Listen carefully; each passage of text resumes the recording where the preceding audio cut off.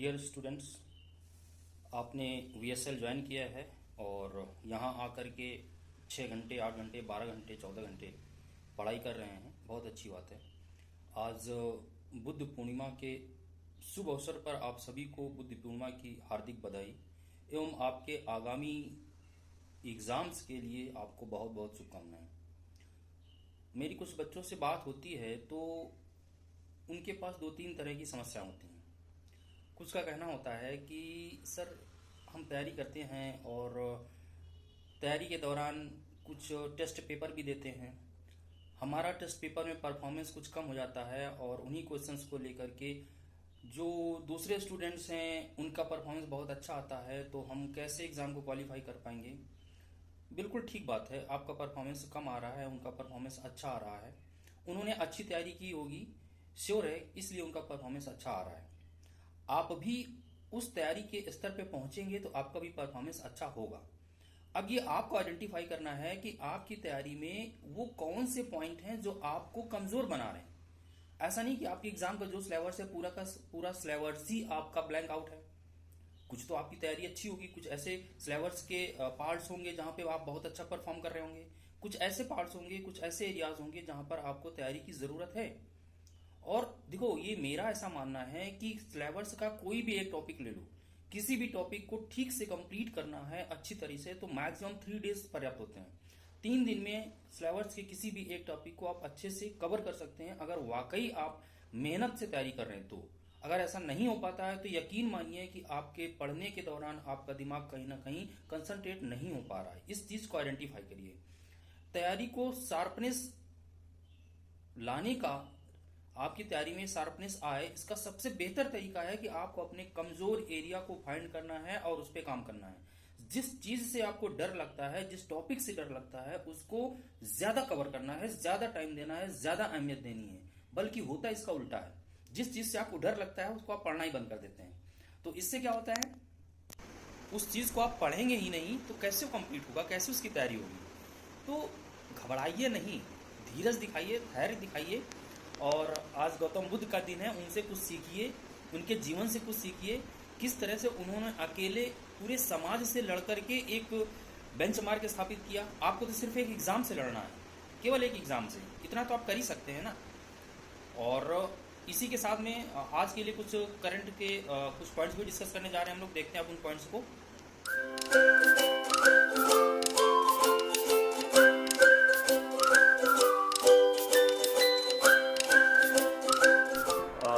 First point है, Iran की राष्ट्रपति की हेलीकॉप्टर दुर्घटना में अभी मृत्यु हो गई है।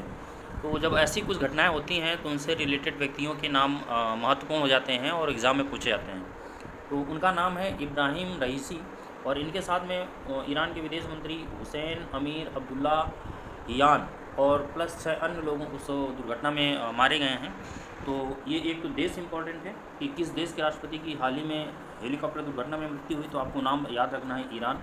और दूसरा, इनका नाम इम्पॉर्टेंट है कि उनका नाम क्या था। देखो, मुझे कैसे याद रहेगा कि ये ईरान का नाम ई से शुरू होता है और इनके नाम में जो 2 शब्द हैं, इन दोनों शब्दों में भी ई आता है ना। तो ईरान के राष्ट्रपति इब्राहिम रईसी। तो इस तरह से आपको चीज़ों को कोरिलेट कर लेना होता है, तो याद करना थोड़ा सा आसान हो जाता है। ठीक है, अब नेक्स्ट पॉइंट की बात कर रहे हैं। तो नागरिक संशोधन कानून, इसकी पहले एक वीडियो में हम लोगों ने चर्चा की थी। तो यहाँ से एक क्वेश्चन ये बनता है कि पहले चरण में कितने भारतीय लोगों को नागरिकता प्रदान की गई है इस कानून के तहत में। तो ऐसे 300 शरणार्थियों को भारतीय नागरिकता प्रदान की गई है पहले चरण में। ये आपको 1 लाइनर क्वेश्चन के रूप में याद रखना चाहिए। नेक्स्ट है तीसरा पॉइंट है, फ्रांस में आयोजित कान फिल्म समारोह, जो अक्सर फ्रांस में होता है। ये इससे जब भी क्वेश्चन आता है तो बढ़िया क्वेश्चन बनता है और कई बार इससे क्वेश्चन पूछे गए हैं। तो वहाँ पर एक भारतीय फिल्म मंथन का वर्ल्ड प्रीमियर आयोजन किया गया और ये एक भारत की पुरानी फिल्म है जिसको वहाँ पे दिखाया गया। और ये श्याम बेनेगल की फिल्म थी, 1976 में रिलीज़ हुई थी और भारत की पहली सहकारी डेयरी समिति अमूल की प्रेरक कहानी पर आधारित है, गुजरात की पृष्ठभूमि पर आधारित है। और गुजरात की पृष्ठभूमि पर आधारित ऐसी पहली फिल्म है जिसमें उस समय के 5 लाख किसानों ने इसको बनाने के लिए पैसा दिया था। जब ज़्यादा ऐसी पब्लिक से पैसा लिया जाता है तो उसको बोला जाता है क्राउड फंडिंग, है ना। तो 5 लाख किसानों ने क्राउड फंडिंग की थी इस फिल्म को बनाने के लिए, और 1977 में इस फिल्म ने 2 राष्ट्रीय पुरस्कार भी जीते थे। तो क्योंकि ये भारतीय फिल्म है और कान फिल्म महोत्सव में फ्रांस में इसको काफ़ी इंपॉर्टेंस दी गई है, इसलिए इससे संबंधित क्वेश्चन महत्वपूर्ण हो जाते हैं। इनमें से किसी भी पॉइंट पे क्वेश्चन पूछा जा सकता है। नेक्स्ट पॉइंट है 4th क्वेश्चन, किर्गिस्तान, ये देश इंपॉर्टेंट है। किर्गिस्तान, उसकी राजधानी बिश्केक, ये भी इंपॉर्टेंट है। सिर्फ यही पूछा जा सकता है कि बिश्केक किस देश की राजधानी है या किर्गिस्तान की राजधानी क्या है, राइट। वहाँ पे हाल ही में मेडिकल छात्रों पे, भारतीय मेडिकल छात्रों पे हमले हुए हैं, तो ये न्यूज़ में देश और उसकी राजधानी रहा है, तो ये आपको याद रखना चाहिए।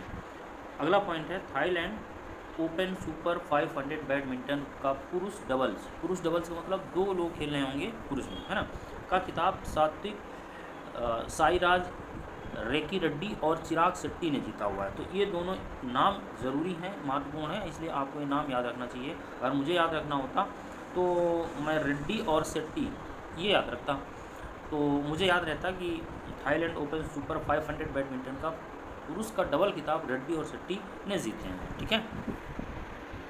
अच्छा, भारत में काफ़ी जो सबसे ज़्यादा उत्पादित होती है, सबसे अधिक काफ़ी उत्पादन वाला राज्य भारत में कर्नाटक है, आपको याद रखना है।